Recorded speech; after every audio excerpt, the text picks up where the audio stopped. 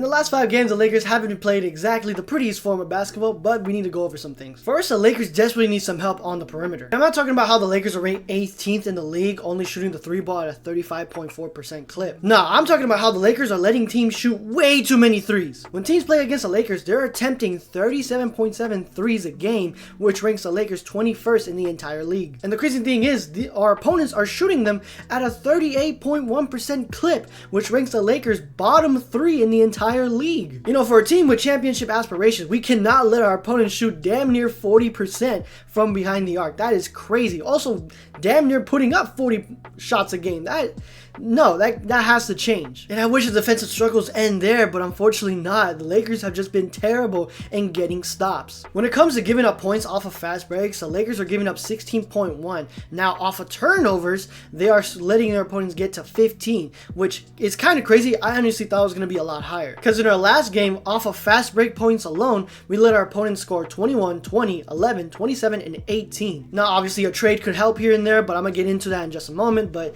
next thing I want to talk about is the Lakers bench just simply sucks. So far with a sample size of 25 games, the Lakers are ranked last, dead last, with bench scoring, and we're only getting about 24.2 points a game. To put that in perspective, the Grizzlies are averaging 49 points a game off the bench alone, which brings me to my last point. Now, I did cover this on my YouTube shorts and also TikTok, so I'm just going to reiterate just in case you have missed that, but still, the short-term fix is changing the starting 5. And I'm going to scoot up real quick so I can talk to JJ real quick. JJ, buddy.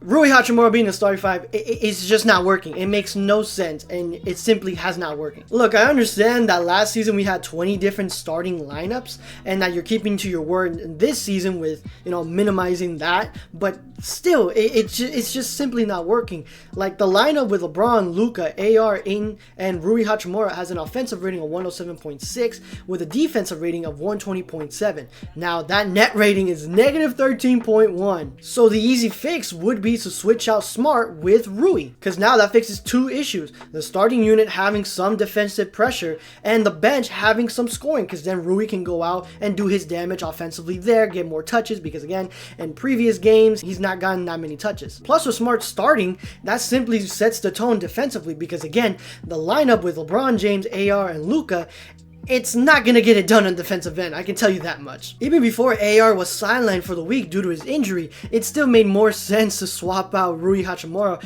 with a defensive-minded person. But speaking of defensive-minded person, let's talk about Vando real quick. JJ, buddy, hey, for Christmas, can we stop giving Gabe Vincent so many minutes? Let's allocate those minutes to Vando, please. So far this season, Gabe Vincent simply just hasn't panned out. Every single play, he's getting bullied. He's also picking up frustrating fouls like it's candy. It's just so bad to watch, because again, you have somebody on the bench who's taller, stronger, and can get you rebounds. I understand the limitations of Vando. You know, he has no bag. He can't shoot behind the arc. But still, he plays better than Gabe Vincent on the defensive end. If you want some good examples, last game, on paper, Gabe Vincent did not outplay Vando, even though he played like 4 more minutes than Vando. And on top of that, fun fact, Gabe Vincent has not scored more than Vando, which again, he has not been playing that many games. I'm not saying that Vando should get about like 10 minutes. No, that's crazy talk. I'm just simply saying that he should get at least like 5 minutes, because again, these next couple games we'll be playing against the Suns and the Rockets on Christmas Day, and they're teams that love to shoot the 3 ball, and Vando can do some damage on the defensive end. Now, with that being said, there were some bright spots. One being LeBron James being able to turn back the clock. It's really funny because I was about to get ready to hop on the mic, you know, talk about how washed he is, how he should retire, how he's not simply the same player as he once was. Now, all that might be true to an extent, but offensively, he's starting to pick it up. But let's also not forget about Marcus Smart coming back after missing 6 consecutive games. In his welcome back game, he dropped 28, 3, and 1, shooting the 3 ball at a 57% clip. Unfortunately, we did lose against the Spurs, but man, that's one hell of a way to reintroduce yourself. But those are just my thoughts on the previous 5 games. Let me know what you guys think in the comments down below. Now on to the 5 game prediction. First up, we're going to be facing against the Jazz. Now, their injury report is George Niang. He's going to be reevaluated in 2 weeks, so I don't think he's going to play against the Lakers. We have Joseph Nutik, who might play against the Lakers. Now, it's still too early to tell, but still regardless. And finally, we have Walker Kessler, who is out for the remainder of the season. Utah Jazz are 9-15, being 12th in the West. They're shooting the 3 ball at a 33.3%, making them 25th. Assists, they're tied for second at 29.7, so they move the ball a lot. Offensive rebounds, they get 12.8, so they're going to have a tough time against offensive boards. Defensive boards, they get 32.9, making them 5th overall. When it comes to turnovers, the Jazz are 29th in the league, giving out 16.4, which the Lakers desperately need to take care of because we are 7th in offensive rating, so hopefully we can do something about that, especially because our defensive record is 20th in the league. But they are 26th when it comes to personal fouls, giving up 22.5. Now for these stats, this is where I'm not scared about the Utah Jazz. Now in previous games it has come down to the wire, but still they are 19th in offensive rating, 29th in defensive rating, and when it comes to pace, yes, they are fast, so this is a young team that likes to, go on fast breaks. Their pace is 4th in the league, but they have a net rating of -7.5, making it 26th in the league. And again, they have been struggling because, again, it's the Utah Jazz. They are 4-6. Now, they're not going to have any back-to-back, so this is going to be a well-rested team. But still, this is a team that is young. They like to run. They love to move the ball around.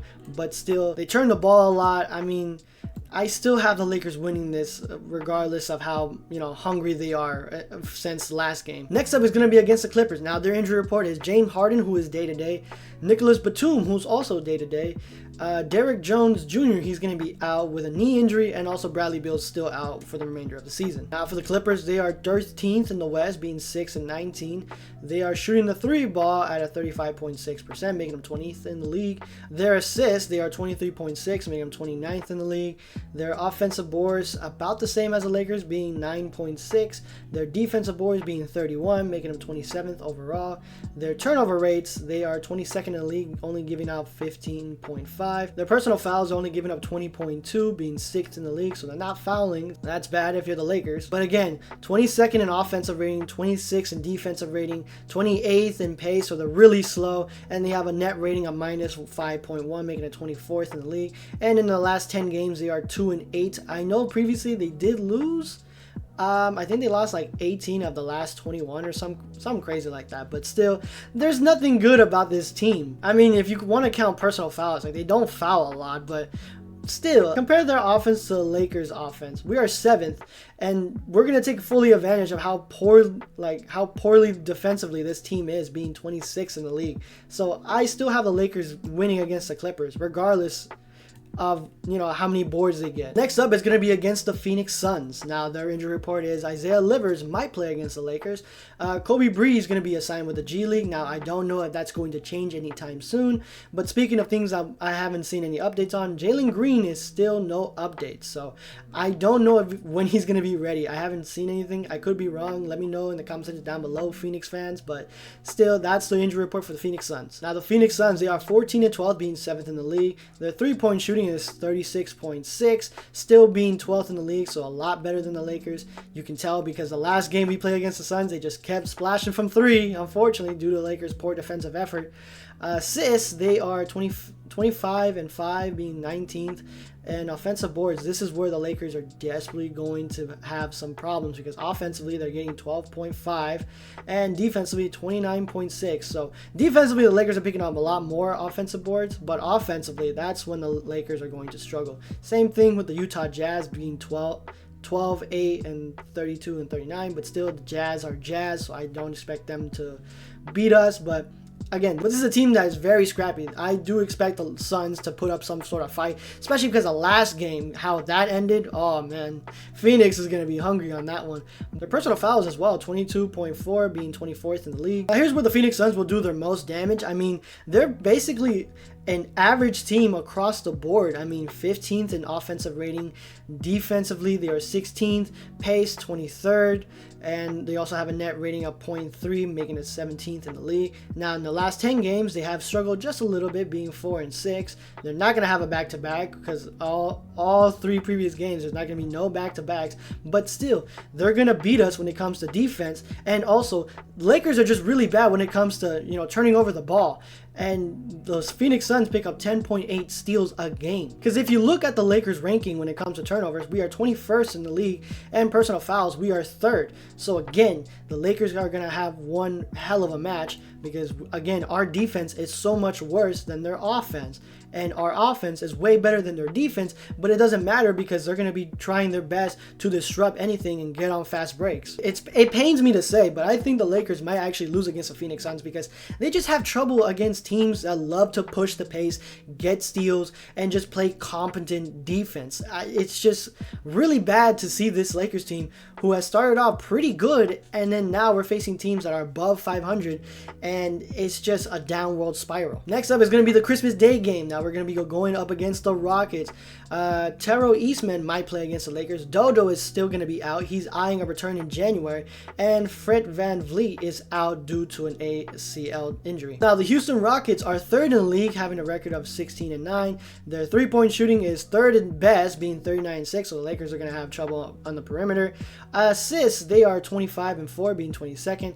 Offensive boards, 16-4. So not only are they shooting the clip really good from 3, but they're also getting their boards at a significant rate. And also defensively, 32.5. Again, they're the #1 team when it comes to rebounding. You can shoot a 3, you can miss it, but you can bet your ass someone's going to be down there to pick up those rebounds. Their turnovers, their bottom team being 16.1, 27th in the league. Now their personal fouls, they are a top 10 team, being 20.3, being 8th in the league. So they're picking up a lot of fouls as well. But offensive rating, they are 2nd in the league. Ugh.